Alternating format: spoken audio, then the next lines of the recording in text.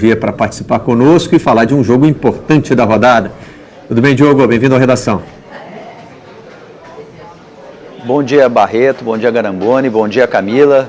Para começar dizendo que não vai chover, né? Porque a gente vem de uma semana medonha de chuvas aqui no Rio Grande do Sul, já tem até enchentes aí em alguns locais do Rio Grande do Sul, mas para hoje não tem chuva, Inter e Flamengo não vai ter chuva no Beira-Rio. Sem chuva no Beira-Rio. O gramado está pesado ainda em consequência das chuvas anteriores ou já está recuperado? Não, tá tranquilo. Deu rolo, vocês devem lembrar, né? No jogo do Grêmio com o Botafogo. O Renato reclamou demais a drenagem da arena naquele jogo do sábado. Pô, reclamou pra caramba, porque quando o gramado tá seco tem irregularidade. Aí quando o gramado não tá seco, tem chuva, a drenagem não funciona. O Renato ficou bravo. Mas no gramado do Beira-Rio tá tudo certo, não tem problema nenhum não. Muito bem. Eu disse aqui que a nossa equipe separou os desfalques entre desfalques data FIFA e desfalques da vida, né? O Flamengo está bem mais impactado do que o Inter. Aliás, o Inter tem desfalque, Diogo? Nós estamos já listando aí o Flamengo. Não tem desfalques. O Inter Ficou muito simbólico aquele jogo com o Cruzeiro no Maracanã, né? A Copa do Brasil.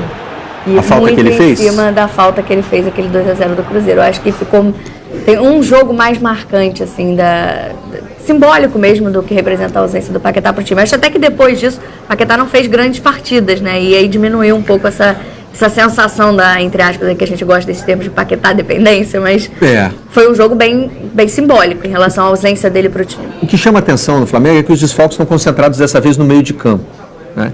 E existem alguns debates envolvendo aí o meio de campo do Flamengo. Primeiro, pela responsabilidade maior que esses jogadores têm, porque os atacantes têm feito poucos gols. Só o Henrique Dourado tem um número consistente, assim, são 10 gols na temporada, mesmo assim com uma média ainda baixa, porque ele tem mais de 30 jogos. Então a média aí está em torno de 0,3, que para atacante é mais ou menos. O Marlos e o Vitinho, por exemplo, ainda não marcaram com a camisa do Flamengo. No caso do Marlos, acho que já são 72 jogos sem fazer um gol. São mais de 2 anos. Então é um ataque que está produzindo pouco e que aumenta a responsabilidade do meio de campo. E com todos em campo, o Coelho já estava no último jogo também, né? Contra o Ceará. Então me parece que é a primeira derrota do ano, não é isso? É a primeira derrota num time com titular, né? Com o meio campo todo junto. Com o Coelho, com o Diego, o Paquetá. E se a gente acrescentar o Everton Ribeiro, um pouco mais avançado, mas é um meia, não é um atacante de característica, né? E essa questão dos gols, né, do Flamengo, dos atacantes não estarem fazendo muitos gols, isso vai muito de encontro ao estilo do Barbieri de colocar muitos meias dentro da área, né? Faz parte do estilo de jogo do Flamengo que o Diego, o Paquetá apareçam muito na área até para finalizar e fazer os gols que o Flamengo tem feito nessa temporada. Então é uma ausência mais do que só de construção de jogadas, mas até de finalização também. E o Flamengo vai mudar de cara, vai mudar de formação também, né? Pelas características dos jogadores que entram. É uma formação mais agora com 2 volantes mesmo, né? E talvez deixando o Everton Ribeiro mais solto, ladeado por 2 atacantes mesmo. Eu fico na dúvida se o desenho é esse ou se é com o Everton Ribeiro centralizado. Eu acho que é o Everton centralizado. Nós vamos ter que ver no campo como é que vai funcionar, né? Quer dizer, a linha de 3 é essa aí. Você tem 2 volantes mesmo. O Rômulo e Pires da Mata, ele testou o Arão também. Do lado do Rômulo. Testou Rômulo e Arão? Rômulo e Arão. E foram alguns testes, né? Mas eu acho que esses são escolhidos mesmo. Acho que ele deve começar com Rômulo e Pires mesmo. Com Rômulo e Pires formando mesmo uma dupla de volantes, né? E aí você tem um trio com o Uribe levando vantagem sobre o Lincoln ali, né? E o Henrique Dourado está à disposição também, né? Tá, para esse jogo. Aí é a escolha mesmo. Mas me parece que o Everton vai assumir uma função mais parecida com a do Diego, né? E o Vitinho e o Marlos vão ser os pontas do time. Até tendo 2 volantes de marca, não tendo o Paquetá, que é um volante, mas que joga nessa segunda posição, mas que vai muito mais à área, eu acho que a tendência é essa, até para porque você vai ter muito a necessidade de um jogador para comandar a saída de bola, para chegar na área adversária, e o Everton tem mais essa característica que o Vitinho, por isso que eu também acho ele mais centralizado. Só fazendo uma correção, o Coelho já estava suspenso contra o Ceará, então o Flamengo não teve o meio de campo inteiro. Então continua invicto o meio campo completo do Flamengo. Mas apesar, eu entendendo a lógica do Barbieri, mas assim, aquela turma da frente ali, Vitinho, Everton, Marlos e Uribe, eles não têm como característica a marcação também muito para trás. Então ele está botando 2 volantes ali para tentar segurar o meio-campo do Inter. Ainda estou achando que está frágil esse meio-campo ali para enfrentar o Inter lá. Como marcação. Mesmo como mais marcação? Um volante? Não um volante, mas talvez botar alguém ali que seja capaz de fazer mais essa transição, assim, porque o Paquetá tem isso de bom, né? Ele ataca, defende, é vaiado, é aplaudido, ele faz tudo um pouco. Eu estou preocupado desse meio campo não segurar o meio do Inter lá. Mas posso estar errado. A ideia é essa. Muito bem, como disse o Diogo, força máxima no Inter, mas com uma dúvida, Diogo, é isso? É o que mostra o nosso campinho aqui. Isso. No comando do ataque, o Odair ainda está pensando. O Leandro Damião, ele é titular do Inter, né? O Guerreiro não tem condições, enfim, a gente já sabe, o Leandro Damião é o titular do Inter, mas ele estava lesionado, aquele problema na coluna cervical, ficou um bom tempo afastado e voltou no último jogo contra o Cruzeiro. Ele jogou 23 minutos. Essa é a dúvida. Se ele tiver condições, cabe ao técnico do Inter escolher se ele sai jogando e depois sai no segundo tempo, ele não tem condições para 90 minutos, ou se dá o inverso, o Jonathan Alves sai jogando e depois entra o Leandro Damião. Sempre que teve a figura do centroavante, o Inter jogou com o centroavante. E o desenho do Inter, o Inter joga assim mesmo, num 4-1-4-1, o Rodrigo Dourado joga entre as linhas, o Potker jogava na direita, foi para a esquerda, e o Nico Lopes, que para defender, ele fecha aí o corredor do lado direito, ali junto com o Zeca. Na hora que o Inter tem a bola, ele tem liberdade para flutuar e jogar para onde ele bem entender. Aí ele passa a ser, entre aspas, o armador do Inter, que era a figura que o D'Alessandro ocupava antes. O Inter está animado porque tem um sistema defensivo muito sólido, né? O Garambano estava falando aí nas questões de defender ou não, eu sempre faço referência aqui, você vai ali nas estatísticas do Inter, você vê lá o Potker, às vezes com mais desarmes que o Edenilson, até que o próprio Patrick. Quer dizer, o Inter é um time muito operário nessa parte defensiva. É por isso, inclusive, que está 7 jogos sem fazer gols. Embora também esteja 2 jogos sem fazer gols, né? 2 0-0, os atacantes não fizeram gol.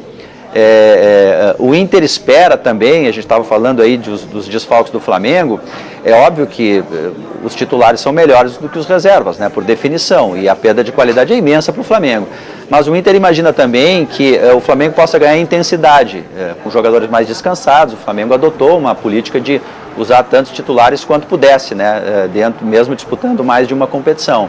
E o Inter é um time que tem esta marca, né? O Inter é um time muito intenso, termina os jogos sempre sobrando fisicamente, até porque está disputando uma competição só. Então o Inter espera que esse confronto exista, né? Times com fôlego, com muita força para marcar. A torcida está animadíssima para esse jogo, Barreto, animadíssima, se espera mais de 40 mil torcedores. Aliás, contra Palmeiras e Paraná, os últimos 2 jogos no Beira-Rio, se você somar o público, passa de 80 mil pessoas, o torcedor está realmente bastante animado, porque esse jogo ele vale não apenas assim se aproximar ou não do líder, né? No Inter pode até render liderança, né? Se o Inter vencer e o São Paulo perder para o Atlético, o Inter ficaria à frente no saldo de gols. Mas ele vale a vice-liderança do campeonato, né? O Inter ganha do Flamengo, ele abre 6 pontos para o terceiro colocado. Deixa o o rival se direto ganhar, pra pode trás. ser segundo colocado e tirar a posição dele.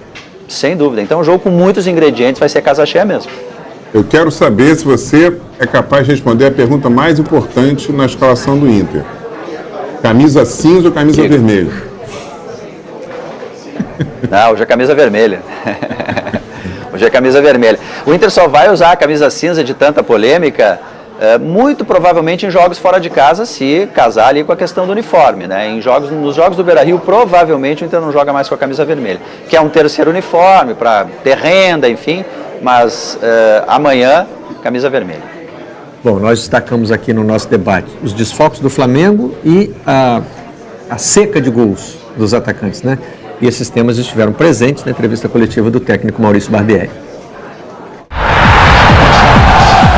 Na verdade, o clube, quando tem jogadores de seleção, que acho que é algo que contribui para o bom nível do campeonato, acaba sendo prejudicado por um calendário que a gente já apontou outras vezes, é esquizofrênico. Eu acho que a gente tem criado um bom número de chances, a gente tem criado oportunidades, então mesmo contra o Ceará, a gente acabou desperdiçando pelo menos 2 oportunidades dentro da pequena área. E a gente tem conversado sobre aproveitar melhor as chances. Eu acho que a gente está num bom caminho em relação ao número de chances que a gente tem criado, mas precisa aproveitar melhor, precisa ser mais incisivo. Senão, o que nos preocupa é que com esse tipo de resultado a gente não vai ser capaz de brigar pela liderança, que é o nosso desejo, que é o nosso objetivo. O Diogo Garamba ficou aqui com a impressão de que você disse que o Inter entra em campo amanhã. O Inter entra hoje. Quem entra amanhã é o Grêmio. Hoje. Isso, perdão. Hoje, com a camisa vermelha. E provavelmente o Flamengo com a camisa branca, imagino. Né? Sim, é o mais comum, né? O Grêmio que entra em campo amanhã também com o tema dos desfalques. Não tem como, né? Nessa data FIFA não tem como fugir disso. Vamos dar uma olhadinha aí no que aconteceu. Sem o Everton e sem o Kahneman, esse é o Grêmio da temporada, com um aproveitamento bom, né?